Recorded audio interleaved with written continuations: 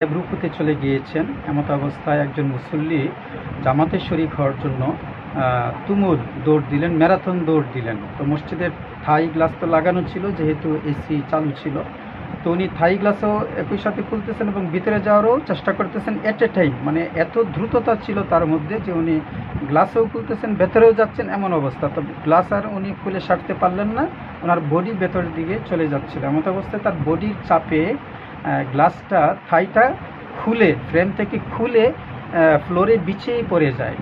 তো ভাগ্য ভালো ছিল যে 2-3 কাতার খালি ছিল, মুসল্লি ছিল না এই গেটের থাই গ্লাসের পরে, সেজন্য কারো মুসল্লিদের গায়ে না পড়ে সেটা ফ্লোরে পড়ে এবং ভেঙে চুরমার হয়ে যায়।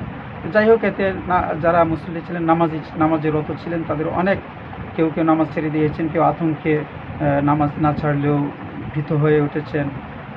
ইমাম সাহেবেরও কী অবস্থা হয়েছিল আল্লাহ জানে। যা হোক, তো এই ঘটনার পরদিন আমি খাদেমকে জিজ্ঞেস করলাম যে এর আগেও এরকম একটা ঘটনা ঘটেছিল, এক মুসল্লি দৌড়ে যে রাকাত পাওয়ার জন্য জামাতে শামিল হতে দৌড়ে যে লুটিয়ে পড়ে গিয়েছিল মসজিদে। সে বললো হ্যাঁ, এটা কয়েক বছর আগের কথা।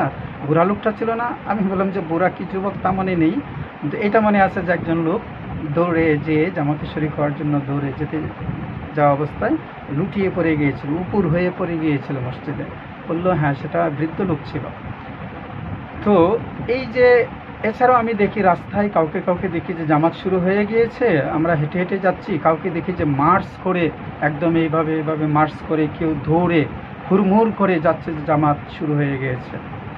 তো এই সামগ্রিক বিষয়গুলি, রাস্তায় এভাবে দৌড়ে আসা, জামাতে শরিক হওয়ার জন্য জামাত শুরু হয়ে গেছে বুঝতে পেরে রাস্তায় দৌড়ে আসা, হুড়মুড় করে আসা, মার্চ করে আসা, মসজিদের ভিতরে প্রবেশ করে ইমাম সাহেবকে রুকুতে চলে যেতে দেখে রাকাত পাওয়ার জন্য দৌড় দেওয়া, ম্যারাথন দৌড় দেওয়া, অজুখানা থেকে যখন দেখে যে ইমাম সাহেব রুকুতে চলে গিয়েছেন, তখন অজুটা শেষে কি উনি পাটা ভালো করে ধোন কিনা আল্লাহ জানে, মানে কোনো রকম করে তখন উঠে একটা ম্যারাথন দৌড় দেন রুকুতে শরিক হওয়ার জন্য, তাহলে রাকাত পেয়ে যাবেন সেই আশায়।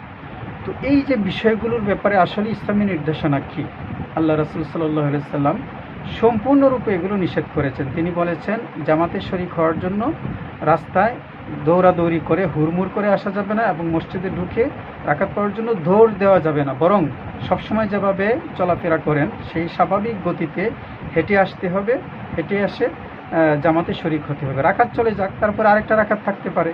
আচ্ছা, না হয় জামাতেই চলে যাক, আপনি যখন ঘর থেকে বেরিয়েছেন জামাত পড়ার ইচ্ছায়, মসজিদে জামাতে নামাজ পড়ার ইচ্ছায়, তখনই তো আপনি সওয়াব পেয়ে গিয়েছেন।